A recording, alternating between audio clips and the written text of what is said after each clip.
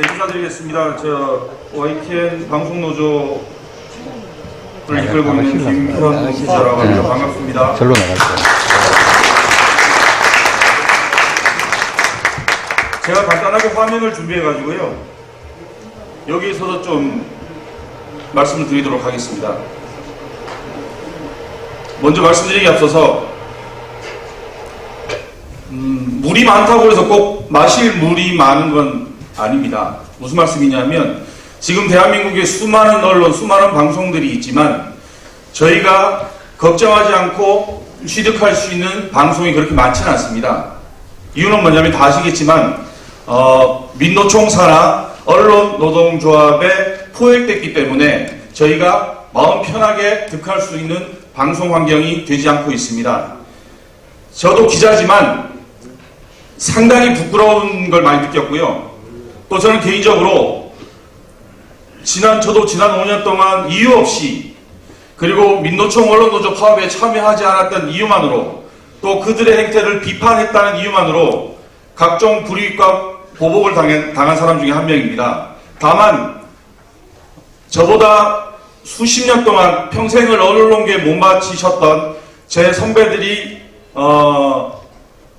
굉장히 그 인격 말살적인 것들을 당하는 것을 보고 제가 위원장을 맡게 됐습니다. 제 소개는 여기까지 마쳐드리고요. 그리고 오늘 이런 귀한 자리 불러주셔서 진심으로 감사드립니다. 자, 그럼 말씀드리겠습니다. 앞서서 여러 분들께서 말씀하셨던 왜 이렇게 대한민국이 되었느냐, 제가 생각했을 때는 가장 최고 정점에 삐뚤어진 편향된 왜곡된 날조하는 언론들이 장악하고 있기 때문입니다. 그 실체를 하나하나 설명드리기도 전에 이미 여기 계신 모든 분들이 그 내용을 굉장히 많이 알고 계시고 또 분노하고 계신데 제가 드리고 싶은 말씀은 저는 전문 강사가 아니기 때문에 제가 겪고 느끼고 지금도 당하고 있는 내용들 중심으로 말씀드리겠습니다. 왜 이 사람들이 왜 이런 걸 하느냐, 왜 그 대통령의 미국 순방에서 아까 앞서 말씀하셨지만 하지도 않았던 미국이라는 단어를 괄호를 치고 넣고 이런 조작 내지 날조를 할까 보시면 뭐 어렵지 않은 내용입니다. 프레이밍이라고 하는데요. 쉽게 얘기하면 창틀을 생각하시면 굉장히 쉽습니다. 기자가 쓰는 기사와 카메라 사진 기자들이 찍는 화면을 자기들의 구매에 맞게 창틀을 바꿉니다. 창틀을. 그래서 어떻게 가냐면 자, 오늘 코로나 확진자 수가 3만 명 이나 되었습니다와 오늘 많이 줄어서 3만 명으로 줄었습니다라고 하는 것은 의미가 굉장히 큰 차이가 있거든요. 그럼 왜 이 사람들이 왜 이런 짓을 하느냐? 결국은 뭐냐면 원래 이 언론에서 이런 걸 했을 때는 긍정적인 효과, 여론을 집중시키는 효과를 위해서 이 프레이밍 효과라는 것을 개발을 했는데 그 이후에 이게 변형되고 왜곡되어서 보시면 여론 조작이나 선동의 언론들이 앞장서고 있습니다. 쉽게 예를 하나 들어드릴게요. 유명한 사실인데요. 지금 보시면 포로인지 아니면 적군인지 모르는 사람들한테 총구를 겨누고 있습니다. 굉장히 위협적인 장면이죠. 근데 같은 사람에게 물을 주고 있습니다. 이 그림에서, 이 사진에서 어떤 사진을 선택하느냐에 따라서 이것을 바라보는 독자 내지 시청자들의 생각은 굉장히 달라질 수 있습니다. 첫 번째 보면 굉장히 위협적인 군인, 두 번째는 굉장히 인도주의적인 군인. 원래 이 사진이 뭔지 보여드리겠습니다. 원래 사진은 이겁니다. 포로를 잡은 겁니다. 포로를. 그런데 제대로 된 언론이라면 이 전체 화면을 다 보여주는 게 맞습니다. 그리고 판단은 독자나 시청자의 몫이 되어야 됩니다. 근데 지금의 언론들은 교묘하게 자기들이 유리한 것만 잘라서 이렇게 보여줌으로써 여론을 선동하고 조작하는 것입니다. 근데 지금 앞서도 비상께서 말씀하셨지만 최근에 MBC나 YTN이 하고 있는 것은 이 선동을 넘어서서 조작과 날조를 하는 것이죠. 조작과 날조를 한 건 뭐냐면 이거는 있는 것이지만 아예 없는 것을 있는 사실처럼 만들어버립니다. 아예. 더 나아가서요. 처벌을 못 시켜요? 처벌시킬 수 있지만 지금 처벌 내지 아니면 이런 내용에 대해서 규제할 수 있는 규제 기관의 장들이 지난 정부에서 다 알바끼 있는 사람들이 있기 때문에 아예 그걸 또 보고 있지 않습니다. 그래서 5년 동안 이 사람들이 언론사에서 무슨 짓을 했냐면, 간단하게 말씀드리면 적폐청산과 공정보도가 굉장히 중요하다는 프레임을, 아까 제가 창틀 보여드리지 않습니까? 창틀을 더 씌웁니다. 그래서 저처럼 파업에 참여하지 않았던 사람들, 언론노조에 호응하지 않았던 사람들은 모조리 적폐로 규정합니다. 그래서 외부적으로 어떤 짓을 했냐면 굉장한 공포감을 물어주고 이 사람들을 인사위원회라든지 이런 걸 열어서 이 사람들을 아예 엄청난 보복을 해버립니다. 이런 거죠. 이 사람들이 생각한 논리는 우물 안에 물고기가 100마리가 있다고 해서 그 100마리를 다 죽일 필요가 없거든요. 딱 3마리만 꺼내서 목을 치고 피를 보여주면 97마리의 물고기가 굉장히 질서정연하게 돌아다닌다는 것을 이 사람들은 너무나 잘 알고 있습니다. 이런 걸 심어놨기 때문에 생각이 달라도 이 사람들의 뜻에 따라갈 수밖에 없는 언론 환경이 지난 5년 동안 자행된 것입니다.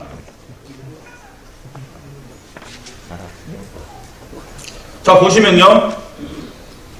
이게 민노총 산하의 언론 노조가 뭐 적게는 70%, 많게는 언론사마다 거의 95% 이상 언론 노조원들이 장악을 하고 있습니다. 그러다 보니까 이 사람들이 적폐청산, 그러니까 우리한테 호응하지 않았던 기자들, 제작자들은 적폐이기 때문에 마구 찢어 발개도 된다라는 그런 것들을 가지고 살았단 말이죠. 그러다 보니까 뭘 만들었냐면 똑같습니다. 이름만 다르지 KBS 진실과 미래위원회, MBC YTN 미래발전위원회 이러면서 대량 징계와 해고도 있었고요. 최근에 이제 MBC 같은 경우에는 이제 소송에서 위법성이 드러났고 저도 YTN에서 자행되었던 그 불법적인 행위에 대해서 지금 고발을 준비하고 있습니다. 자, 앞서 제가 설명드렸던 것처럼 자, 프레이밍이라고 하는 틀을 어떻게 짓냐면 여당 후보, 이거 대선 때 잠깐 말씀드리면 여당 후보에 대해서는 긍정 프레임을, 당시 여당이었죠.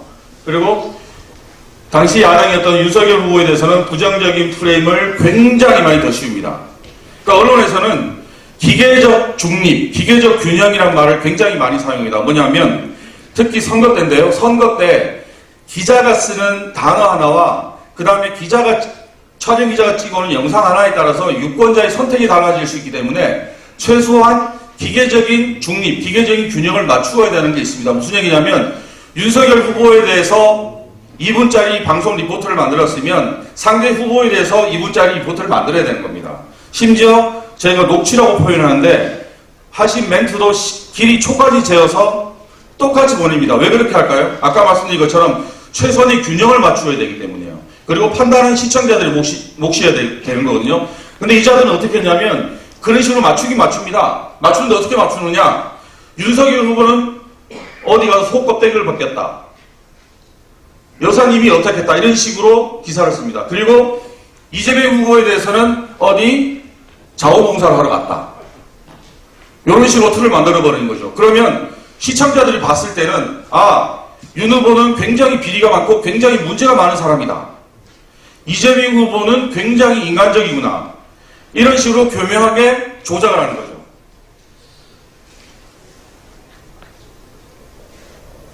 그 결과가 뭐냐면 제가 직접 조사를 한 게 아니기 때문에 이미 뭐 저희 알고 계시는 불공정방송 국민감시단에서도 나왔고 이 사람들이 했던 걸 살펴보시면 수천 건에 이르는 이런 틀짓기 작업, 여론 조작을 했습니다. 간단하게 예를 좀 들어드리면 뭐 지금도 주말에 하고 있지만 이런 식으로 틀짓기를 합니다. 보시면 윤석열 대통령에 대해서는 플랜카드를 굉장히 클로즈업합니다. 그리고 굉장히 풀샷으로 사람들이 많아서 사람들이 이만큼 반대를 많이 하는구나. 정말 문제가 있는 대통령이구나. 라는 걸 보여주는 거죠. 반대만 보시면 이재명에 대해서는 최소한으로 축소해버립니다. 사람들이 이게 뭔지도 모르는 집회인 것처럼. 그래서 보수 진영에 계신 분들이 집회하러 나오면 물론 횟수도 굉장히 적지만 이런 식으로 왜곡이 들어가는 거죠. 그래서 아무리 옳은 주장을 하고 아무리 많은 말을 해도 현재 언론 상황, 특히 방송 진영이 민노총 산하 언론 노조에 장악되어 있기 때문에 그것을 만들고 취재하고 그것을 승인하는 데스크까지 위에 사장까지 모조리 민노총 산하 언론노조원이 장악을 하고 있기 때문에 이런 게 가능한 겁니다.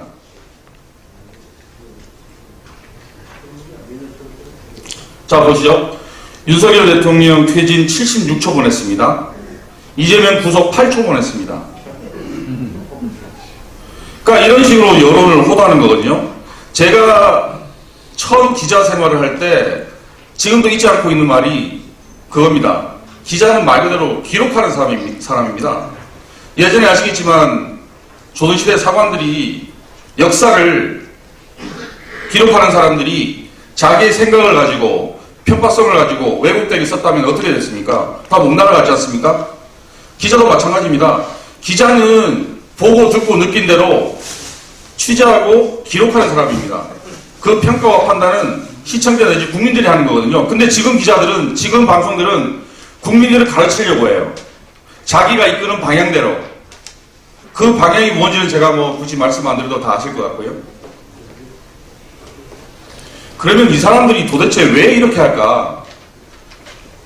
결국은 그겁니다. 그 특정 정당, 요즘 민주당하고 언론노조 이야기 많이 나오지 않습니까? 정치권 입장에서는 정치 권력을 계속 유지하는 거죠. 누굴 통해서? 언론을 통해서. 그래서 감시기관이어야 될, 워치독이어야 될 언론이 이때는 개가 됩니다. 권력의 개. 그럼 언론들은 왜 그럴까? 자존심도 버리고. 언론들도 마찬가지입니다. 정치 권력에 기대어서 사내 권력을 탈취하기 위한 겁니다. 제가 조금 뒤에 시간이 조금 남으면 저희 현재 YTN 내부의 상황을 좀 말씀드리겠지만 YTN도 지금 낙하산으로 앉아있는 사장부터 언론노조위원장 출신입니다. MBC 박성재 사장도 언론노조위원장 출신입니다. YTN의 직전 사장도 문재인 정부가 출범해서 꽂아놓은 YTN 직전 사장도 YTN과 전혀 관계없는 MBC 노조위원장 출신입니다. 이 사람들이 그렇게 정치권과 농공 행상을 했기 때문에 사내 권력을 탈취하고 가는 겁니다. 지금도 이 사람들이 끝까지 발악하는 이유가 뭐냐면 그 권력 탈취가 너무나 달콤하고 너무나 따뜻하기 때문에 놓치기 싫은 거거든요.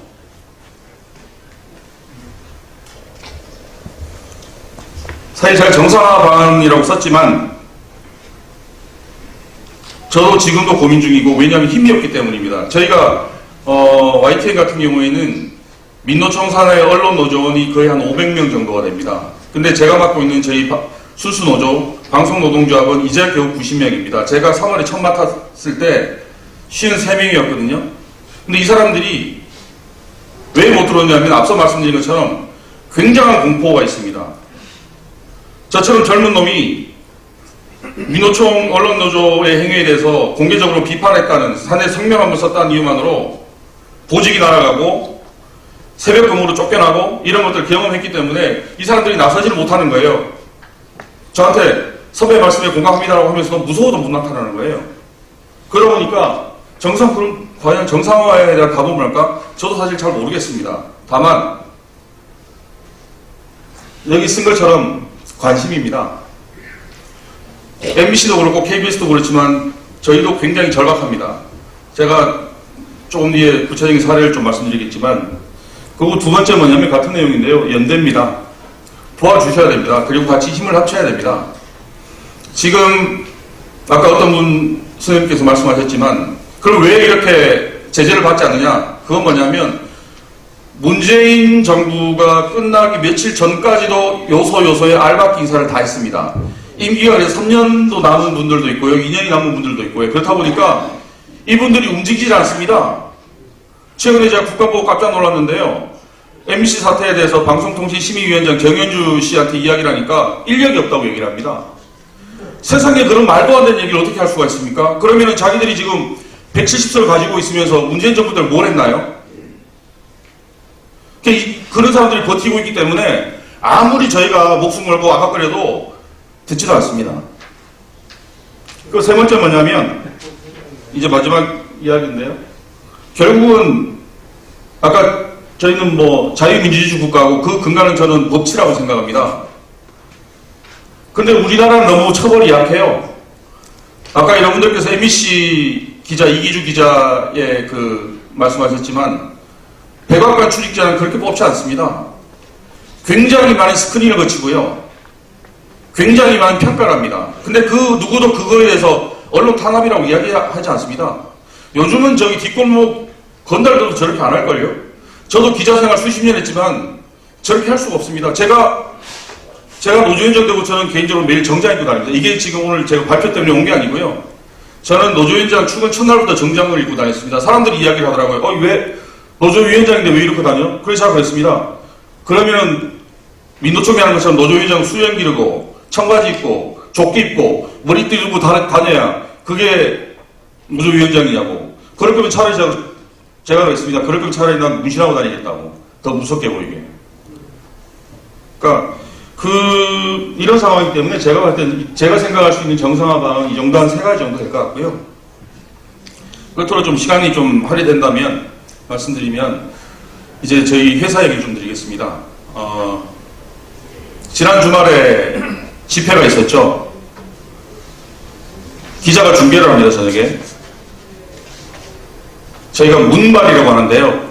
앵커가 처음에 앵커 투샷을 잡지 않습니까? 그럼 뒤에 백판이 있어요. 백판이 있고 앞에 이제 큰 자막이 나가지 않습니까? 그게 보셨는지 모르겠지만 40만 명 운집. 대통령 퇴진운동에 40만 명 운집이라고 자막을 뽑습니다. 예전에 그 조국 촛불 시위할 때 MBC 박성재가 그랬지 않습니까? 헬기 띄워놓고 딱 봐도 100만 하고 똑같은 짓을 하는 거예요. 네. 40만이면 제가 찾아보니까 경기도, 제가 지금 일산인데요. 경기도 파주 인구가 한 46만 되더라고요. 네. 그러니까 왜 그런 짓을 하냐면 여전히 이 사람들은 자기들이 이길 수 있다고 믿습니다. 대통령 지지율이 낮게 나오니까 조금만 더 밀면 밀리겠구나. 그래서 이런 조작을 하는 겁니다. 근데 문제는 뭐냐면 과거에는 언론사에서 이런 일이 있지도 않았지만 이런 일이 있으면 보도국장이 내려와야 돼요. 그리고 입사한 지 1년차, 2년차 되는 기자들도 모여가지고 보도국장 방에 몰려갑니다. 나오세요. 당신은 자격이 없습니다. 그런데 지금 회사가 절간입니다. 왜? 같은 편이니까요. 이 사람들은 더 강력해질 겁니다. 더.